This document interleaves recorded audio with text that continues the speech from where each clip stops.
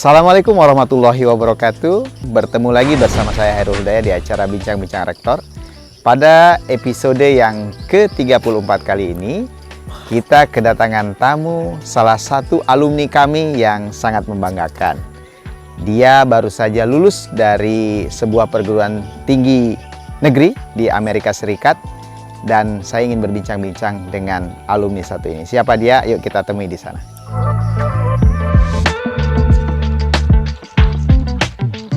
Halo Mas Fahmi. Halo Pak. Apa kabar? Assalamualaikum. Waalaikumsalam. Alhamdulillah. Baik. Gimana Pak? Baik, terima kasih. Silakan. Terima kasih. Nah teman-teman, di samping saya ini ada salah satu alumni kita. Tadi saya introduce, beliau adalah salah satu lulusan kami ya di Universitas Teknologi Sumbawa yang angkatan pertama ya Mas Fahmi ya? Ya betul. Angkatan 2013. Program studinya apa dulu? Dulu namanya masih teknobiologi. Jadi sekarang berubah jadi biotek ya? Teknologi. Jadi gelarnya S Biotek dong? Iya betul, Oh. S Biotek. Gimana dulu waktu pertama tahun 2013 itu, gimana sih kondisi UTS saat itu? Mungkin Mas Fahmi kan angkatan yang pertama di UTS tuh. Bisa cerita nggak kondisi dulu tuh Mas? Ya dulu bisa dibilang UTS ada, tapi segala hal kita masih terbatas banget. Berapa orang dulu mahasiswanya? Kita angkatan 2013 sekitar 280. Semua prodi ya itu ya? Iya, semua prodi. 280. Di Mas Fahmi sendiri? Di Mas Fahmi sendiri ada berapa prodi teknobiologi saat ini? Kita dulu teknobiologi cuma 15 orang, Pak. 15 orang. Jadi, kalau misalnya masuk kelas, terus ada yang hilang satu, itu bisa langsung ditandain sama dosen. Nggak bisa titip absen kita. Bisa titip absen. Karena cuma 15 orang yang Mas Fahmi. Iya. Terus gimana berjalan dulu? Kan ya nama juga universitas baru Iya. gitu ya. Gimana perasaan Mas Fahmi dulu? Nyesel nggak gitu masuk UTS? Sebenarnya dulu nggak pernah nyangka sama sekali bakalan di UTS. Dulu sih sebenarnya sama orang tua saya sudah ngomong, Pak Ibu saya mau ke Jogja, saya bilang kayak gitu. Setelah dari SMA ya? Mas setelah Fahmi dari itu SMA. lulusan dari SMA berapa? SMA Negeri 1 Sumbawa Negeri Besar. 1 besar Iya. ya. Dan termasuk yang berprestasi saya dengar ya di SMA 1 itu. Amin. Nah, Alhamdulillah terus ya. tapi kok mau masuk ke universitas yang baru aja didirikan? Apa keyakinannya kok mau? Kenapa enggak? Misalnya saya tahu orang-orang Sumbawa sini banyak yang ingin disekolahkan oleh orang tuanya ke tempat yang lain, ke Jawa gitu misalnya. Kok Mas Fahmi bisa memutuskan mau gitu? Jadi sebenarnya waktu itu benar-benar dorongan dari orang tua sih awalnya, karena dulu kan pas angkatan pertama UTS itu kita angkatan pertama dikasih beasiswa 4 tahun.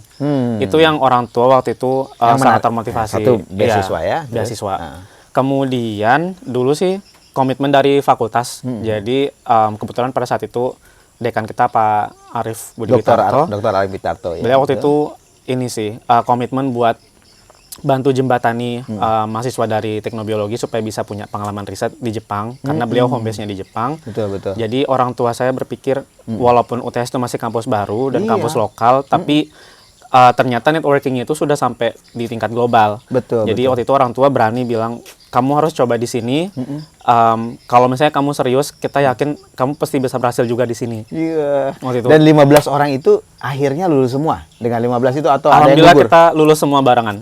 Sama-sama masuk keluar barengan. Itu prestasi satu angkatan sih, karena angkatan ya.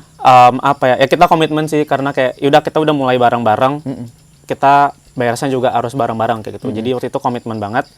Ada satu tuh yang waktu itu hampir ketinggalan Pak. Jadi akhirnya skripsinya dia kita ber-15 ngerjain rame-rame. Masya Allah. Jadi kayak ada yang revisi bab 1, revisi bab 2. Oh gitu. Yang edit bab 3. Pokoknya ini yang penting beres. Yang penting beres. Dan itu nggak ada satupun yang keluar ya. Nggak ada ya. Jadi 15 lulus, dan juga pertama kali kita lulus tahun 2017 wisuda ya. pertama. Wisuda pertama.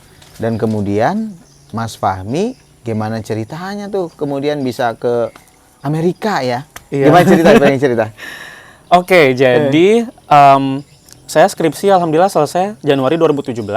Kemudian pada saat itu sekitar bulan Februari itu Pak Baso Manguntungi, itu salah satu pembimbing skripsi juga. Betul Pak. Beliau waktu itu nawarin pertamanya ada program yang namanya YSEALI, Young Studies Asian Leaders Initiative.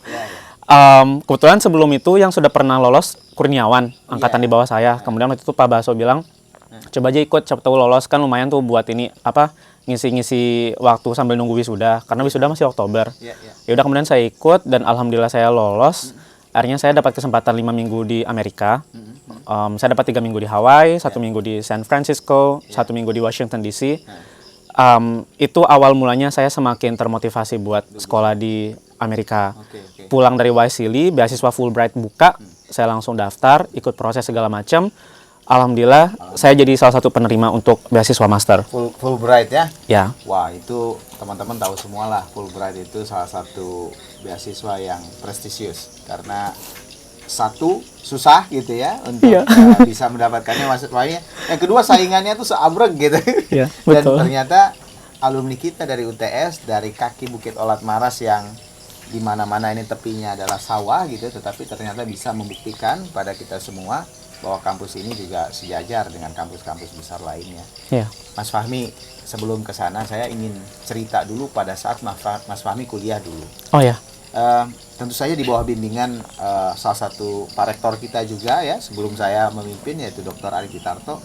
Apa yang beliau ajarkan sehingga teman-teman ini punya kekompakan, punya semangat dan cerita dong yang soal prestasi dulu ke MIT itu. Aduh. Ayo dong, cerita. Oke. Jadi yang dulu pertama banget Pak Arief ajarkan ke kita itu sebenarnya rasa memiliki ya. Jadi beliau selalu mengingatkan kita untuk apapun yang kita punya di UTS, walaupun itu sedikit, tapi harus kita yang menyayangi dulu, harus kita yang rawat dulu. Karena kalau misalnya kita sudah sayang, kita sudah rawat, maka apapun yang terjadi, ya kita akan terus berusaha dan berjuang supaya apa yang kita punya itu tetap bagus dan tetap tetap terpelihara dengan baik. Betul. Jadi dulu tuh pas awal-awal mulai kuliah, kita ngebersihin satu rektorat Pak, sampai kamar mandi tuh kita yang bersihin, kayak gitu-gitu. Karena dulu gedungnya artinya kita rawat dengan rasa cinta betul. dan kasih kita, sehingga nanti hasilnya juga akan bisa dinikmati sama yang berikutnya. Kayak gitu. Jadi waktu itu pernah dapat cerita kan bahwa juara di MIT itu gimana ceritanya itu? Mas Fahmi ikut juga sana ya? Saya ikut waktu itu alhamdulillah. Jadi kita ikut kompetisi namanya International Genetically Engineered Machine. Jadi itu IGEM, kompetisi bioteknologi internasional. Awal-awal UTS berdiri mungkin IGEM salah satu gongnya sih. Jadi pas kita baru masuk, bahkan sebelum kita resmi mulai kuliah, kita sudah digeber sama Pak Arief, sudah ditempa untuk bisa bisa punya kapasitas cukup untuk berkompetisi di IGEM kayak gitu. 2013 harusnya kita tanding di Hong Kong, tapi secara project kita belum siap, jadi kita harus mundur dulu. 2014 kita kembali ke IGEM, dan waktu itu kita bahkan sempat ngambil, mungkin kita bilangnya semester break aja, karena waktu itu sampai 4 bulan kita akhirnya berhenti kuliah dulu supaya projectnya bisa fokus jalan kayak gitu. Nah akhirnya Oktober 2014 kita berangkat ke sana. Sejujurnya sih pas ke IGEM kita berangkat, project itu belum beres, belum 100% selesai, tapi kriteria minimal kita untuk dapat medali perunggu itu kita sudah bisa capai. Jadi waktu itu kita ya udah percaya diri aja berangkat, bismillah, kita wakili nama Indonesia, kita presentasikan hasil proyek kita. Di berapa negara yang ikut? Kita waktu itu ada sekitar, mudah-mudahan saya nggak salah ingat, ada 35 negara, 245 tim dari seluruh dunia. Dan kita mendapatkan, waktu itu kita akhirnya berhasil bawa pulang medali perunggu. Satu sih yang waktu itu yang bikin saya bangga banget sebagai tim Sembogen, nggak ada orang yang tahu Sembawa itu di mana, UTS itu apa. Jadi kalau misalnya tim yang lain memulai presentasi itu dengan oke, ini background project kita, latar belakangnya apa, kita tim Sembawagen mulai presentasi itu dengan oke, kita datang dari Sumbawa, ini ada di peta bagian sini, apa gitu, iya, jadi kita bilangnya, kita opening statement waktu itu namanya breakthrough. Jadi kayak kita nih nggak datang dari mana-mana, tapi kita percaya suara kita tuh bisa didengar di sini. Siapa aja dulu yang ikut itu? Kayak gitu. Berarti ada Mas Fahmi, ada Mbak Indah. Oh Indah itu masuk juga ya? Ada. Terus? Mbak Indah, Adel itu juga ikut. Adel juga. Adel itu kepala prodi. Sekarang Kaprodi. Udah jadi Kaprodi bioteknologi. Iya. Dulu kita berdelapan. Terus ada Yulianti yang dulu di OMT. Kemudian yang laki-lakinya Darian yang kemarin di ini ya STP ya? Iya betul. Rian, Cindy itu di STP. Kemudian Azhar yang sekarang lagi di Belanda S2 sama Fajri yang baru aja keterima di OJK. Wah, luar biasa. Bersinar semua sih setelah lulus. Semua ya. Jadi, ya teman-teman, ini luar biasa menurut saya didikan Pak Dr. Arief Witarto ya. Kontribusi beliau terhadap kampus ini sudah sangat luar biasa. Kita lihat bukti-buktinya sekarang pada bersinar semua ya. Nah, Mas Fahmi, jadi waktu itu setelah lulus Mas Fahmi ke Wisely ya program itu, terus kemudian langsung ke Fulbright ya. Iya, betul. Dan kemudian kemarin studi di University Michigan State University. University. Ada program bahasa dulu gitu kalau Fulbright itu enggak ya? Langsung kuliah. Kalau dulu setelah terima beasiswa kita dikasih kesempatan untuk tes bahasa yang TOEFL IBT. Kemudian karena di Amerika jadi kita ada GRE kayak TPA-nya di sini. Iya. Kita dikasih kesempatan sama Fulbright untuk tes sampai 3 kali masing-masing. Cuman untuk tes sih, tapi dulu sebenarnya ada pembekalan bahasa. Tapi nggak tahu kenapa Fulbright nggak milih saya. Saya nggak ngerti kenapa. Dan sampai sekarang saya nggak tahu jawabannya. Ya, mungkin karena sudah capacity-nya sudah mudah-mudahan. sudah ya, karena memang ya itu penilaian juga ya, ada Iya. yang kemudian saya kira pengalaman tadi ke MIT dan kemudian pengalaman Mas Fahmi apa tadi itu yang Wisely itu juga Wisely juga teman-teman satu kompetisi yang sangat sulit ya. Iya. Nggak saya tahu persis lah kompetisinya betul-betul sangat kompetitif. Iya, betul. Mas Fahmi waktu itu kenapa milih Michigan State University MSU? Kenapa? To be honest, sebenarnya kalau boleh jujur saya malah nggak tahu Michigan State University awalnya. Jadi waktu itu pas proses milih kampus, jadi kita ada negosiasi antara Fulbright dengan saya. Jadi saya ngajuin Topiknya? 4, bukan sih ngajuin nama kampus sih. Kampus secara umum ya? Iya, jadi Fulbright ngasih saya kesempatan buat ngajuin 4 kampus, kemudian nanti mereka evaluasi. Kemudian setelah mereka evaluasi berkas saya, kemudian kriteria-kriteria universitasnya, mereka balik ke saya dengan 4 pilihan kampus juga. Jadi 4 pilihan kampus itu bisa ada dari list saya, atau mereka juga bisa ngambil dari... Which is salah satunya MSU ini? Ya, MSU ini sebenarnya di luar list saya. Oh, di luar malah. Jadi waktu itu yang ngusulin Fulbright. Ini karena kita ketemu ada program yang kayaknya cocok buat kamu, katanya waktu itu. Jadi mungkin sudah profiling untuk mau project apa yang mau diambil? Yes, betul. Kemudian yaudah saya cek MSU profilnya seperti apa, ternyata menarik banget. MSU itu punya punya fasilitas, ada 2 fasilitas. Yang pertama itu pusat riset dan pusat edukasi dan penelitian untuk anaerobic digestion, jadi yang terkait dengan produksi biogas. Kemudian yang kedua, MSU juga punya reaktor biogas sendiri, yang itu kapasitasnya sudah bisa untuk menghasilkan listrik untuk asrama mahasiswa. Karena saya waktu itu memang pingin banget studi tentang biogas. Basically ya karena Sumbawa pertanian dan peternakannya sangat besar potensinya. Jadi akhirnya karena saya lihat itu ya, kemudian bisa diubah menjadi biogas. Iya. Dan itu ada di MSU. Ada. Luar biasa. Tapi sebelum itu kenapa memilih biogas? Pernah punya pengalaman waktu studi ataupun setelah studi sebelumnya? Iya, selama studi di UTS dan setelah. Jadi sebelum saya lulus dari UTS itu tahun 2015. Ada kompetisi namanya OSN Pertamina. Saya ikut yang scientific project sama Pak Ali Budi Kusuma. Nah, waktu itu kita sekarang. Iya, betul. Kita brainstorming ide, kemudian saya lihat, oh ya kita punya banyak nih kotoran ternak terutama sapi. Kemudian juga kita punya beberapa limbah organik, salah satunya waktu itu rumput laut yang belum teroptimalkan ya, terutama rumput laut yang yang berkembang begitu aja di laut. Jadi waktu itu Pak Lidi usulin coba kita bikin biogas tapi padanannya itu substratnya itu limbah dari rumput laut. Akhirnya itu awal mula saya jadi tertarik dengan biogas. Jadi saya ya studi terus coba penelitiannya dan ternyata berhasil. Di OSN Pertamina kita menang honorable mention. Pertama kali UTS ikut kita langsung dapat honorable mention. Barengan sama tim dari ITB, Brawijaya. Jadi kita posisinya adalah waktu itu. Kemudian setelah lulus saya gabung di Sumbawa Technopark.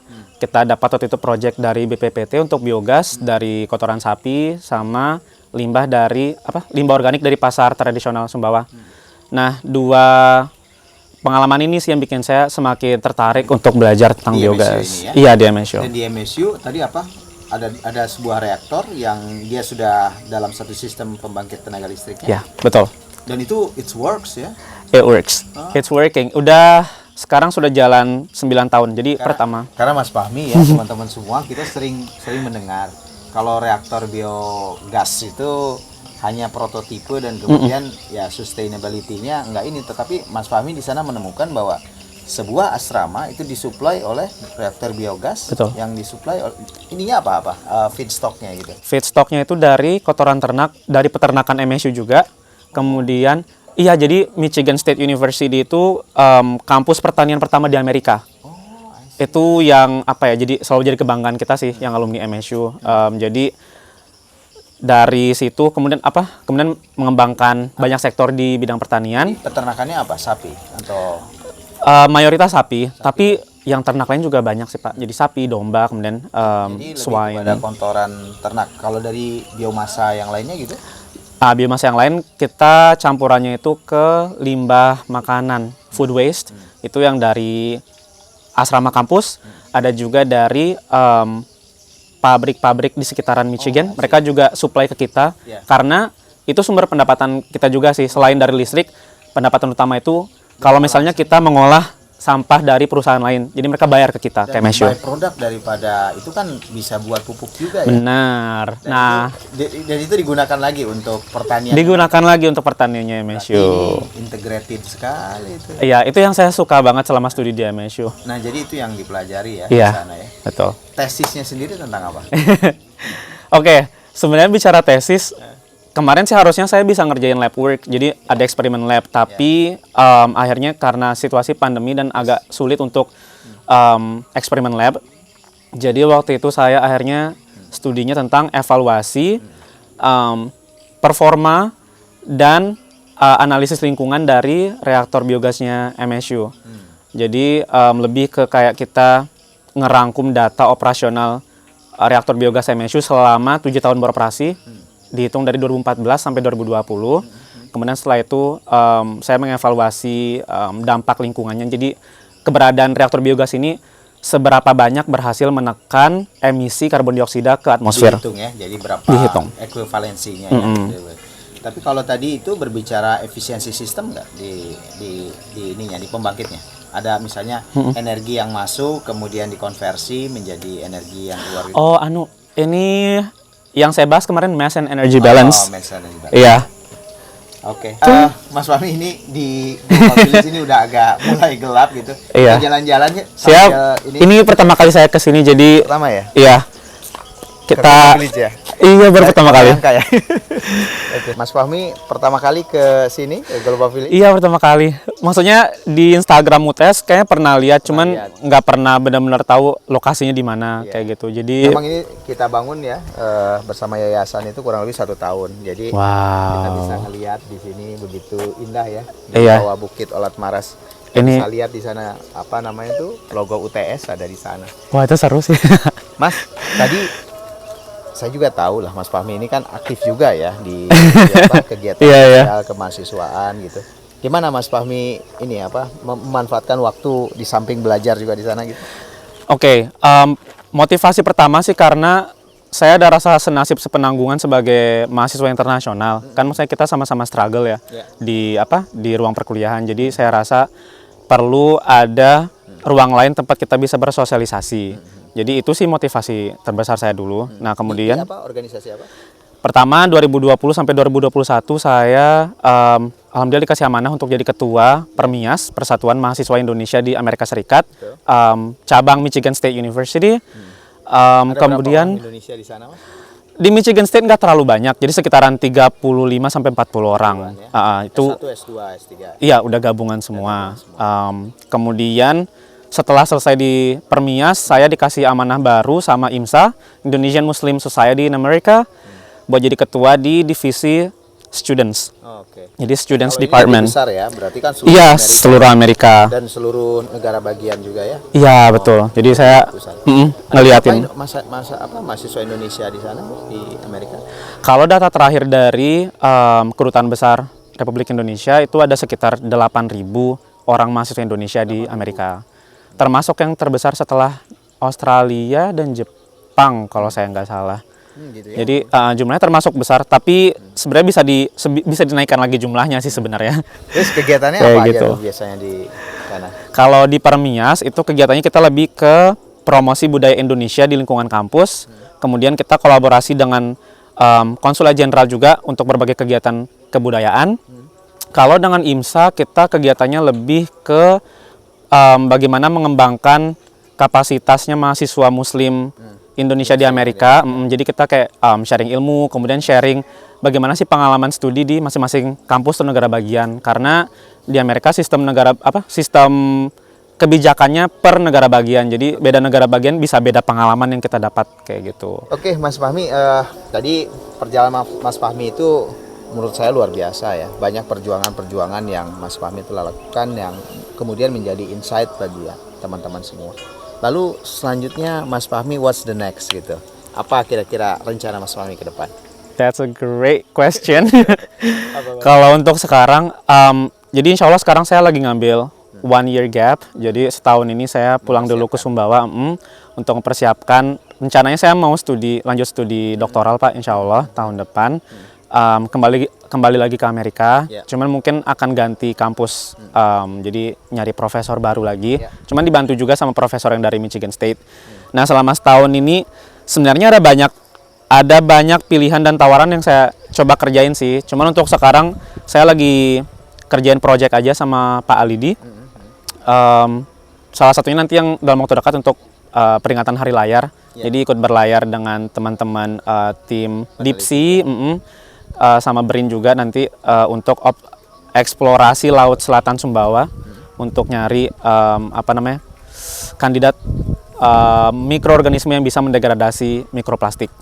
Itu yang paling dekat. Kemudian setelah itu ada beberapa project sih yang kita lagi apply. Persiapan untuk PhD ya setelah itu. Yes. Dan PhD-nya sudah mau kemana rencananya? Rencana sudah ada? Jadi rencananya saya untuk sekarang lagi daftar di 2 kampus. Yang pertama University of Maryland, itu nanti programnya Environmental Science and Technology. Kemudian yang kedua yang saya ingin daftar itu Stanford University. Itu programnya top 4 kalau nggak salah ya nomor 4. Kalau untuk Stanford programnya ke Civil Engineering. Cuman fokus Environmental Engineering kayaknya. Civil and Environmental Engineering. Tapi fokusnya masih di anaerobic digestion. Sana ya. Masih ke arah situ. Jadi dengan beasiswa tentu saja tidak bisa Fulbright lagi ya kalau nggak bisa Fulbright dapat oleh karena itu mungkin pakai beasiswa dari kampus, dari profesor, dari project dan lain sebagainya pasti. Iya betul. Oke, mudah-mudahan lancar. Mohon doanya mudah-mudahan bisa terlaksana ya. Kemudian nanti akan kembali lagi bersama kita ya ke kampus kita dengan gelar PhD dong. Amin. Dengan senang hati. Mungkin ini bagian akhir nih Mas Fahmi. Siap. Kira-kira pesan-pesan buat adik-adiknya dong. Oke. Apa yang supaya seperti Mas Fahmi gitu. Ayo silakan. Oke, buat teman-teman terutama pertama untuk penonton setia bincang-bincang bersama rektor, itu ya namanya. Kemudian buat teman-teman adik-adik yang di Universitas Teknologi Sumbawa, mungkin yang saya bisa sampaikan di kesempatan kali ini, selalu manfaatkan waktu selama kuliah itu dengan sebaik mungkin. Jangan hanya terpaku di kelas, tapi coba explore dengan gabung ke organisasi kemahasiswaan, kemudian ikut kompetisi-kompetisi pertukaran mahasiswa. Kita nggak bicara tentang menang kalah, tapi berbicara tentang bagaimana kita berusaha untuk mencoba mengoptimalkan potensi kita yang ada, kemudian berusaha untuk lebih percaya diri, mengapresiasi kemampuan diri juga. Kemudian satu hal lagi sih, ini sudah era global. Kita tidak bersaing dengan teman-teman se-Indonesia aja, tapi sudah bersaing dengan orang-orang di seluruh dunia. Jadi saya merasa penting sekali untuk mengingatkan semuanya supaya jangan bosan-bosan untuk belajar bahasa Inggris. Karena bahkan kerja di Indonesia pun sekarang diminta untuk bisa bahasa Inggris. Karena udah banyak foreigners, bahkan sekarang di UTS pun udah ada mahasiswa internasional. Jadi sangat penting untuk bisa menguasai minimal 1 bahasa internasional. Jadi buat teman-teman semuanya, keep studying hard, never lose your hope, and always be proud of yourself.